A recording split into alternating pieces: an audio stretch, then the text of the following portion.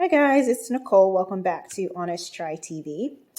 And we're going to do something different today. In the wake of inflation, we are going to pause our Gobble subscription and we're going to try doing things the old-fashioned way, which is actually meal planning, grocery shopping, and then cooking the food from there.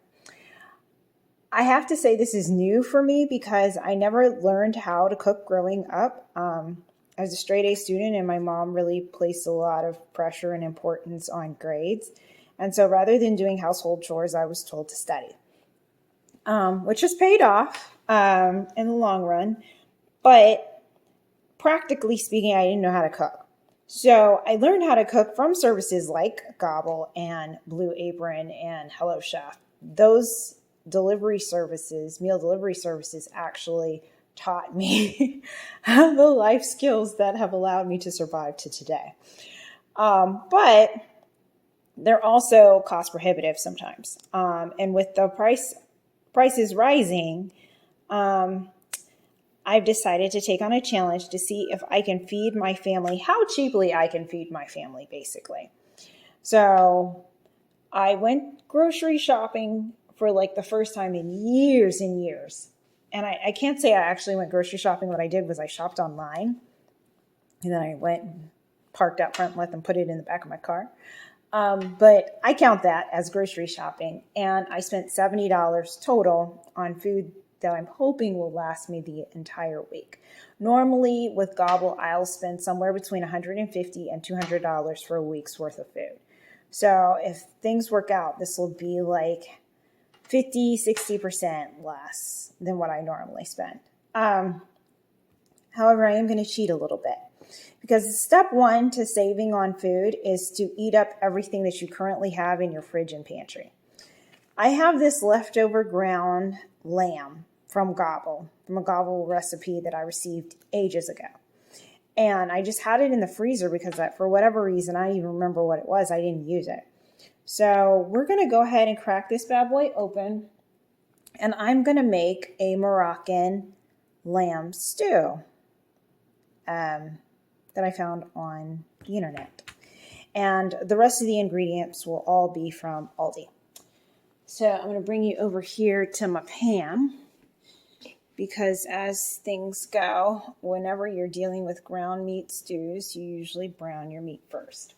So I'm going to go ahead and turn this on. I'm going to add some olive oil. And we're going to drop this on in here. And we're going to brown our meat, and then we'll start working on adding our veggies. I think this is going to be a hot pot meal. Sorry, not hot pot. I got excited. No, crock pot meal. First, let me smell this to make sure it's still good. Yeah, should be fine. Thawed it out 2 days ago, and then it's been sitting in the fridge, so I just want to make sure it's still good. Come here, friend. Throw these away. All right, so there we go. I'm waiting for my oil to heat up. And yeah, so the goal of this next series will be to see if my goal is going to be $50 a week. We'll see if I can get down to that. So step one, eat all the food that you currently have in your fridge, in your pantry, and your freezer until everything is gone. And then step two, go grocery shopping, but only buy what's on sale. And step three, only shop at the cheapest grocery stores. So for me, that's going to be Costco and ALDI, which hurts. I'm making an exception because we eat skyr for breakfast, and I can only get that at Whole Foods. So I will continue going to Whole Foods for that one thing, but otherwise, we're going to stick to ALDI and Costco. For everything else. And yeah. So I'm just gonna, I have no idea, this whole meal planning and then making a grocery list and then trying to find stuff on sale. it's helpful that I can do it online, that I can just log on to ALDI.com and just go to their little sales section and see, you know, what's there. And then based on what's in the sales section, I plan my meal around that. Unfortunately, a lot of the things that I ordered were unavailable. So I think I had 4 or 5 items that actually got canceled and refunded to my card. So, you know, there's challenges with this approach too. I suppose, and also Aldi, something I did know, because Whole Foods doesn't do this. Aldi's charges you $1.99 for pickups. Can you believe that? I mean, maybe I'm just like new to this space. I've never shopped at Aldi's before. My go-tos are usually H Mart and Whole Foods, unless, you know, and Costco, of course. But yeah, I was surprised. I was like, wait, what? I gotta pay for pickup? So yeah, if you're new to that space, then heads up on that. I guess I was paying for the bags. I don't know. Or the service of the person walking around collecting my items for me. I don't know. But that's the first I've seen that, so I was a little shocked. So yeah, those are the 3 steps we'll be following. So I already emptied out all the food that we've got in our fridge. I think we've got 1 small container of leftovers that I'm probably going to have for lunch today. But otherwise, we've mostly emptied out our fridge, our freezer, and our pantry. So no hoarding food, basically. You only keep what you absolutely need in terms of staple items. But you try to use as much as possible so that you're not wasting space hoarding stuff until it goes bad or expires. And then pick the cheapest grocery store, go to their sale section, and that decides your menu basically for the week. And whatever's on sale, that's what you eat. Now the key to all this will be eating healthily as well. Like, just because Cheetos are on sale doesn't mean I'm going to be buying them.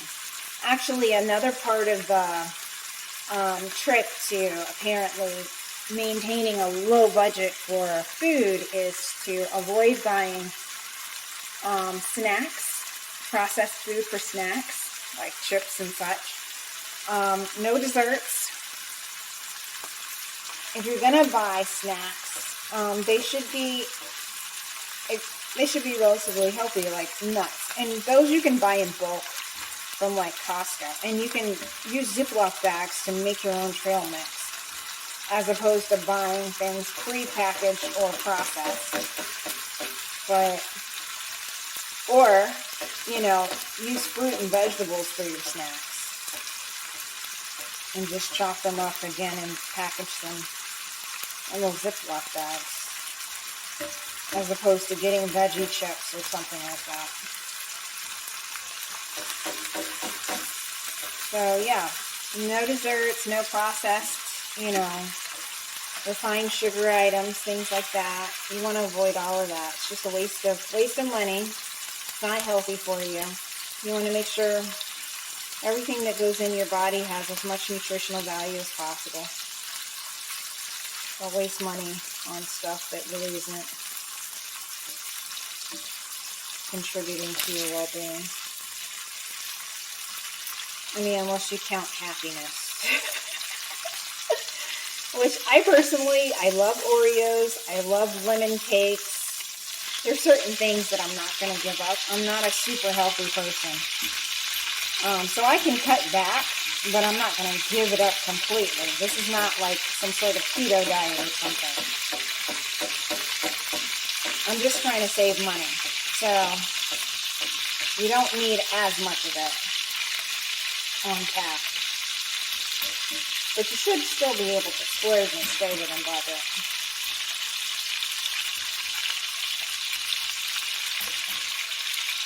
So I'm just browning the meat. I'm not adding any salt or pepper or anything like that. or any spices yet, because we're going to toss this in a crock pot, like I said, and then that's when we're going to add all of our seasonings and such. And I think we're there. Right now, I'm just kind of breaking it up. All right, so I think we're done. So now I'm going to move on to the next step. But first, let me grab my crock pot from out of the pantry. Be right back. All right, so I got my crock pot. I turned off the heat on the stove. I grabbed my crock pot. She's there, ready to go. Ta-da! Plugged in. So let me just double check my recipe and see what our next step is. Okay, I'm back. So we're going to dump our ground lamb into the crock pot with all the oil and juices, and then sweet potato, onion, and tomatoes. I'm going to use, these were from ALDI. I'm going to use crushed tomatoes. Open the can. I'm trying to get into it now. Okay, there we go.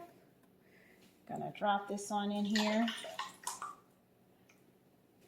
And now I'm going to chop up one onion and add it. Now, my cutting board.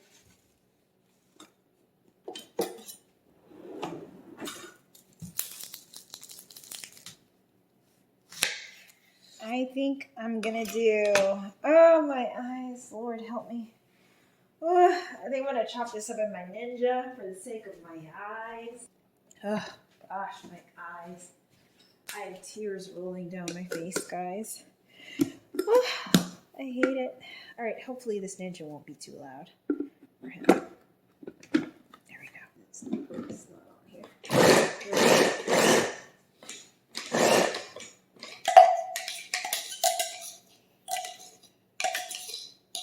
Okay, that's good. Whatever. All right, so now that that's done, I'm going to work on our potatoes. Now, the recipe actually called for just adding them and letting them cook in the stew, but I'm not gonna do that. Let's turn this blade side out so we don't hurt ourselves. I'm gonna cheat. I'm gonna grab a plastic bag, and then you want to rinse off your potatoes. Again, these are from Aldi's. And funny story, you know how like organic fruit is sold by the piece? And so, because I'm used to shopping organic food, I saw the cheap price for sweet potato and just assumed it was per potato. I don't remember what it was. It was like 89 cents or $1 and something. It was super cheap. So I was like, oh, that's got to be per potato. So I ordered 2 of them, not realizing that, no, it's an entire bag of potatoes. So I now have 2 bags of sweet potatoes in my pantry, which is okay because I have a baby. And babies love sweet potatoes. So, plus it's a staple item that will keep for a long, long, long time anyway. So the fact that we're not going to eat it all in like 2 or 3 days is okay. They will hold. So, not a problem. But believe me, my little man will kill this in like 1 week. Boys are something else. So I'm going to let that microwave for about 5 minutes. Let's say 6 minutes. And then when we take them out, I'll go ahead and peel them and then slice them into cubes. And then I'll add them to our stew.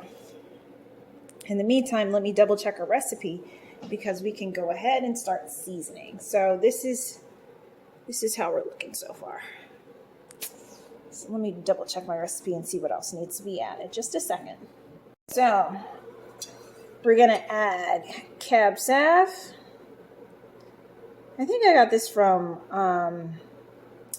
Whole Foods. It was on sale, I think, for like $4 or something. So a half a cup of dry red wine.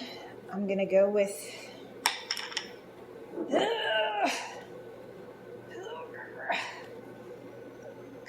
I gotta get something to get my cork out. Just a second. There we go. All right, perfect.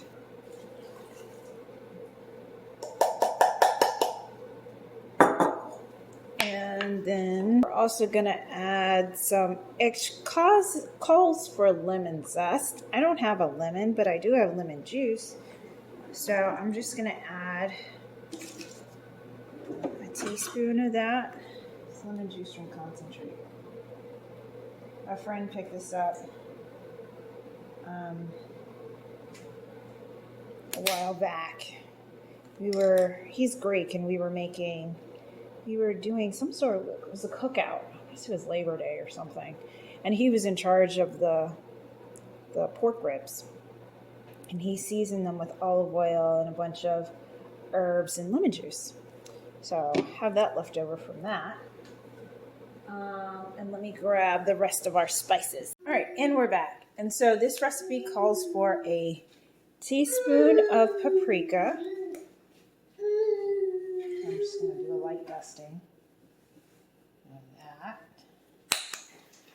And a teaspoon of turmeric. And I'm going to just do a light dusting of that. Light dusting of that. It's probably not even a teaspoon. It's more like a half a teaspoon. Because I'm missing a lot of the other seasonings that they're asking for. Cinnamon, teaspoon of cinnamon. All right, cinnamon. And that's mostly all it called for. There's a couple of things like cumin and such that the recipe called for that I don't have. And I do have a package here of North African spices that I got from Amazon. So I might try one of these if it tastes like it's lacking, but for now I'm going to stop. I'm going to see how it tastes with just what I've added, and then I'll go from there. So in the meantime and in between time, I'm dumping my sweet potatoes out on a cutting board here, and we're going to go ahead and get these chopped up. These should be relatively easy to peel. Ooh, they're hot. After you pull them out of the microwave. Let me get a fork because this is tearing my fingers up. So this is how I'm going to cube these. So not too small. And I'm definitely not going to turn it to mush, but this is about the size that you're looking at least for my stew. And so, like I said, I'm going to do 2 of these. And then we're just going to add them to our stew. So I will be right back. Okay, so 2 sweet potatoes later, that's how we're looking. So I'm just going to turn this on low. Let's see. Start. And I'm going to grab a spoon and we're going to mix all this together. Just a second. All right.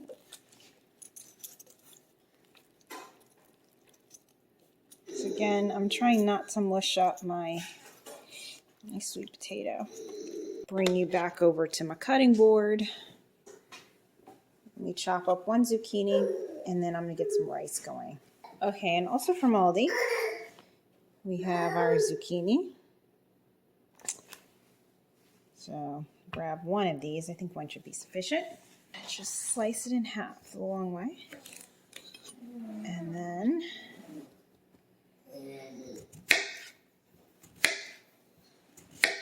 do thin slices like this.